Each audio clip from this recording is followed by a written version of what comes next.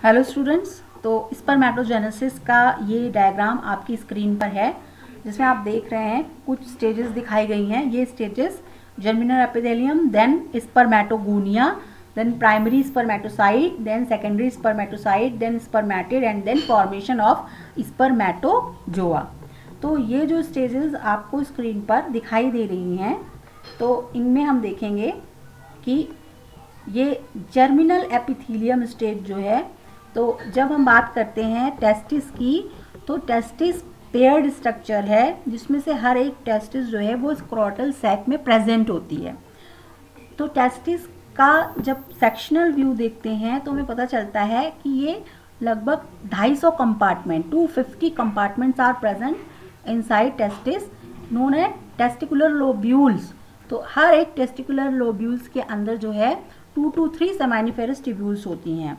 ठीक है, यानी कि लगभग अगर ये इतना बड़ा स्ट्रक्चर है टेस्टिस में, तो इसमें से छोटे छोटे से कंपार्टमेंट्स, जैसे लगभग 250 कंपार्टमेंट इस तरीके के उसके अंदर प्रेजेंट होंगे। और हर एक कंपार्टमेंट के अंदर लगभग 2 से 3 ही क्या है, सेमानिफेरस ट्यूब्यूल है। यानी लगभग आप समझ सकते हैं कि 750 या 800 सेमानिफेरस ट्यूब्यूल्स होंगे, एक साथ प्रेजेंट होंगे। ये तो जो स्ट्रक्चर, ये एक कंपार्टमेंट बना, ये हो गया टेस्टिकुलर लोब्यूल। अब इस टेस्टिकुलर लोब्यूल के अंदर जो आपको मिलेंगी, ये होती हैं आपकी सेमानिफेरस ट्यूब्यूल। ये 1, 2, 3 लगभग इसी तरीके से हर एक लोब्यूल के अंदर 2-3 जो है सेमानिफेरस ट्यूब्यूल्स होती हैं, वो प्रेजेंट होती हैं। ठीक, अब इन ट्यूब्यूल के अंदर क्या प्रेजेंट होता है, इन ट्यूब्यूल के अंदर का स्ट्रक्चर जब देखोगे तो ये भी एक सर्कुलर स्ट्रक्चर है सेमानिफेरस ट्यूब्यूल्स। जब इनको इन लास्ट व्यू में देखेंगे तो इन ट्यूब्यूल में ये ऐसे ऐसे एक कंपार्टमेंट के अंदर लगभग 2-3 है, तो ये इस तरीके से ऐसे हैं।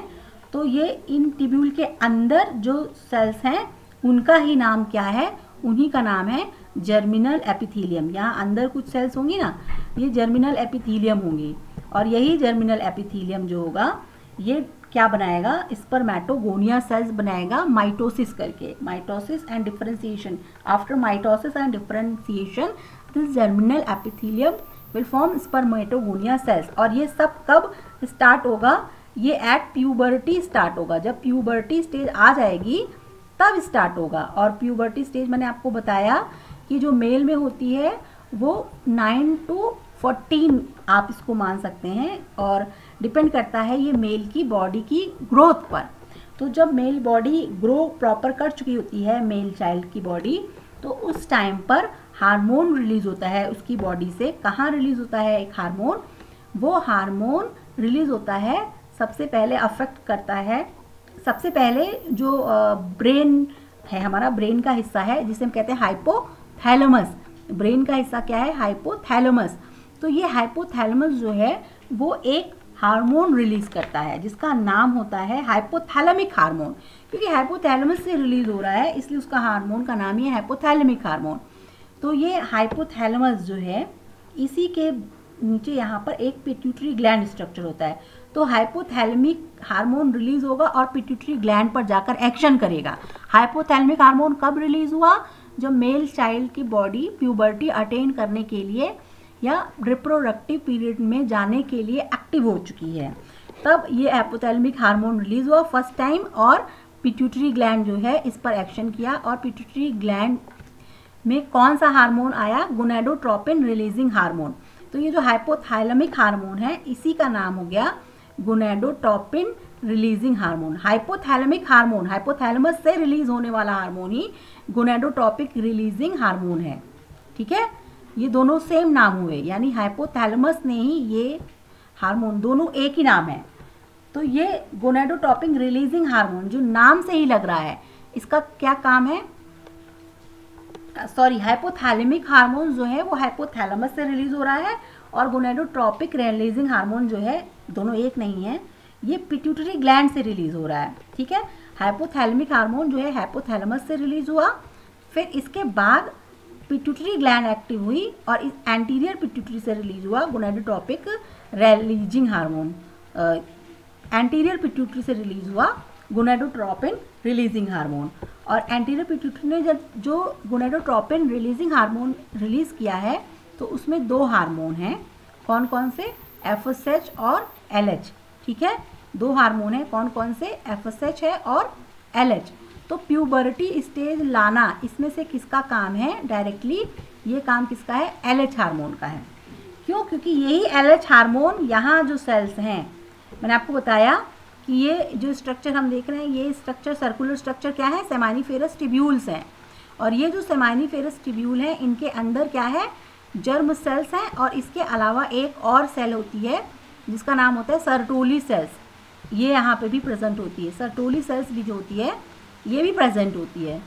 ये जर्म सेल्स के अंदर यहाँ पर बीच बीच में कुछ और सेल्स भी होती हैं जो डेवलपिंग स्टेजेस, ये जो स्टेजेस हैं, ये स्टेज, ये स्टेज, ये स्टेज, तो ये डेवलप कर रही है, इनको एनर्जी चाहिए। तो ये एनर्जी किससे मिलती है, सर्टोली सेल्स से। न्यूट्रिशन कौन देता है, सर्टोली सेल्स। और इन सेमानिफेरस ट्यूब्यूल के बीच बीच में कुछ सेल्स पड़ी होती हैं, इंटरस्टिशियल स्पेसेस। ये जो बीच बीच में स्पेस देख रहे हैं आप, ये बीच बीच में स्पेस है, इन स्पेसेस में भी कुछ सेल्स होती हैं और इन सेल्स को कहते हैं लीडिंग सेल्स या इंटरस्टिशियल सेल्स। यहाँ पर कुछ सेल्स होती हैं, इनको लीडिंग सेल्स कहते हैं या इंटरस्टिशियल सेल्स कहते हैं। तो ये जो LH हार्मोन है, ये आकर किस पे काम करता है, ये इन सेल को काम करता है, लीडिंग सेल पर काम करता है, इंटरस्टिशियल सेल पर काम करता है। और ये इंटरस्टिशियल सेल्स क्या करती हैं, ये टेस्टोस्टेरोन हार्मोन रिलीज करवाती हैं।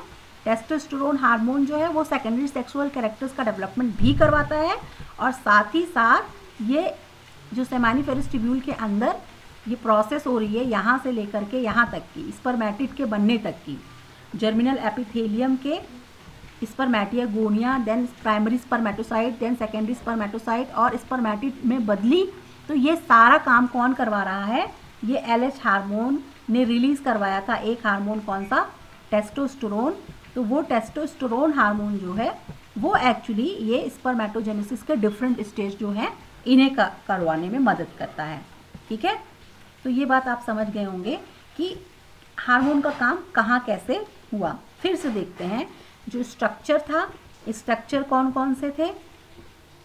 तो स्ट्रक्चर थे हमारा पास सेमानिफेरस ट्यूब्यूल, सेमानिफेरस ट्यूब्यूल के अंदर सेल्स थी, इसके अंदर जर्म सेल थी और साथ ही साथ इसके इन्हीं में कुछ और सेल थी, सर्टोली सेल्स थी। सर्टोली सेल्स जो हैं वो नरिशमेंट देने का काम कर रही हैं और जो जर्म सेल है वो डिफरेंट स्टेजेस में कन्वर्ट हो रही है, डिफरेंट सेल्स जो हैं वो बन रही हैं।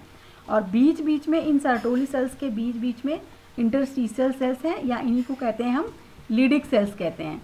तो ये जो लीडिंग सेल्स हैं इनके ऊपर कौन सा हार्मोन काम करता है, लीडिंग सेल्स पर ही काम करता है LH हार्मोन, या इसी सेल्स को IC सेल भी कहते हैं, इंटरस्टिशियल सेल भी कहते हैं।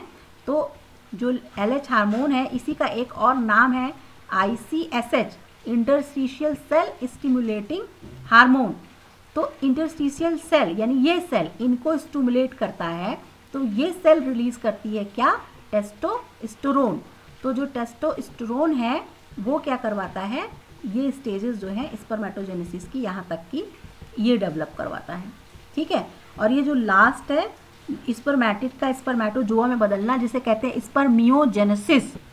एक्चुअली ये प्रोसेस क्या कहलाती है, स्पर्मियोजेनेसिस। और ये कौन करवाता है, ये काम करवाता है FSH हार्मोन करवाता है। लास्ट स्टेप कौन करवाता है, FSH हार्मोन करवाता है। फिर जब स्पर्मेटोजोआ बन गया, ये क्या करेगा, spermatozoa head will embed in Sertoli cell and release from seminiferous tubule. तो उस प्रोसेस को स्पर्मिएशन कहते हैं। एक्चुअली यहाँ पर लिखा होना चाहिए स्पर्मियोजेनेसिस, ठीक। तो इस तरह से आपको LH हार्मोन का काम और FSH हार्मोन का काम पता चल गया। तो LH और FSH हार्मोन जो हैं एक्चुअली ये दोनों हार्मोन कहाँ से रिलीज हुए, ये ही हार्मोन क्या है, यही गोनेडोट्रोपिन रिलीजिंग हार्मोन है। यही क्या है, ये LH और FSH एक्चुअली क्या है, गोनेडोट्रोपिन रिलीजिंग हार्मोन है। गोनेडोट्रोपिन, अच्छा देखो थोड़ा सा कंफ्यूजन ये है कि GnRH अलग है और GN हार्मोन अलग है। GN आपका गोनेडोट्रोपिन है। गोनेडोट्रोपिन का मतलब हुआ कौन सा हार्मोन, FSH और LH, ये दोनों का जो सेट है FSH का और LH का जो सेट है इसको हम कहते हैं, FSH और LH इन दोनों को मिलाकर हम कहते हैं गोनेडोट्रोपिन। क्यों? क्योंकि इसी ने टेस्टिस को स्टिमुलेट करवा के, इसकी सेल्स को स्टिमुलेट करा के ये डिफरेंट प्रोसेस स्टार्ट करवाएं, तो ये गोनेडोट्रोपिन है। लेकिन गोनेडोट्रोपिन रिलीजिंग हार्मोन, तो ये गोनेडोट्रोपिन तो कहाँ से रिलीज होता है? ये तो पिट्यूटरी से रिलीज होता है। लेकिन पिट्यूटरी काम करे इसके लिए पिट्यूटरी को एक्टिवेट कौन करता है? हाइपोथैलेमस। तो हाइपोथैलेमस जो है वो रिलीज करता है गोनेडोट्रोपिन रिलीजिंग हार्मोन। तो इसीलिए अभी स्टार्टिंग में आपको बताई थी तो मैं भी थोड़ा कंफ्यूज हो रही थी। तो हाइपोथैलेमिक हार्मोन या GnRH जो है वो सेम है, एक्चुअली सही में सेम है। मैं भी कंफ्यूज हो रही थी। तो हम देखेंगे, फिर से देख लेते हैं कि सबसे पहले हमें मिला क्या? सबसे पहले हमें मिला हाइपोथैलेमस, ये रिलीज करेगा हाइपोथैलेमिक हार्मोन, और इसी हाइपोथैलेमिक हार्मोन को ही एक नाम दिया गया है क्या? GnRH, यानी गोनेडोट्रोपिन रिलीजिंग हार्मोन भी इसी को कहेंगे या GnRH कहेंगे। तो GnRH जो है वो गोनेडोट्रोपिन रिलीजिंग हार्मोन है, यानी गोनेडोट्रोपिन रिलीज किया जाए ऐसा आदेश दे रहा है। किसको आदेश देता है? ये आदेश मिलता है पिट्यूटरी को।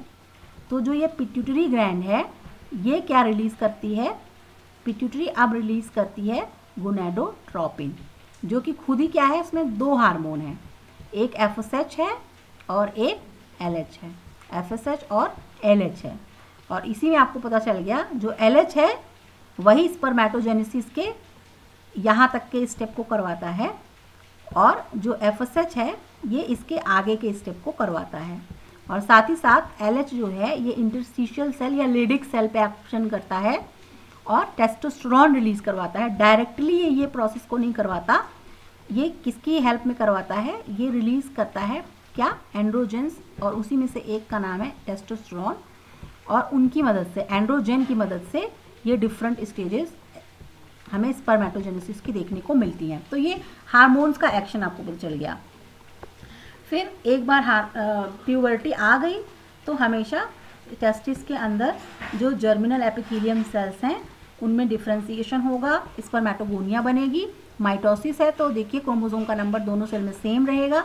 फिर प्राइमरी स्पर्मेटोसाइट बनती है, मेन यहाँ से आपकी स्टार्ट होती है। स्पर्मेटोगोनिया जो है वो माइटोसिस से प्राइमरी स्पर्मेटोसाइट्स बना देती है, इंक्रीज इन प्राइमरी स्पर्मेटोसाइट।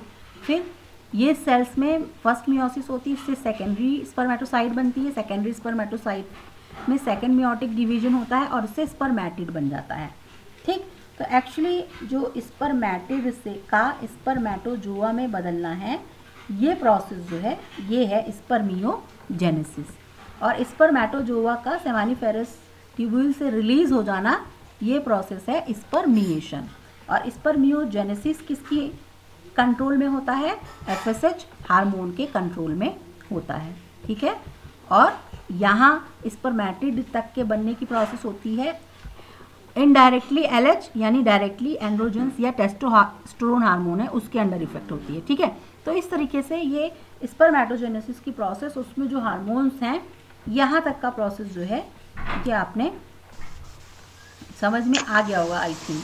अब आपकी क्लास भी होगी तो ये लेक्चर रिकॉर्डेड है, तो आपको कैसा इसमें क्या कुछ कमी हो या कुछ हो तो आप बताइएगा। और ये वीडियो मैं पोस्ट करूँगी, पहले भी पोस्ट किया हुआ बट वो थोड़ा अलग है था, उसमें भी बताया गया है। यहाँ पे मैंने अपनी ही लैंग्वेज में पूरा समझाया है, तो आप इसको देख सकते हैं और आपको हेल्प करेगा।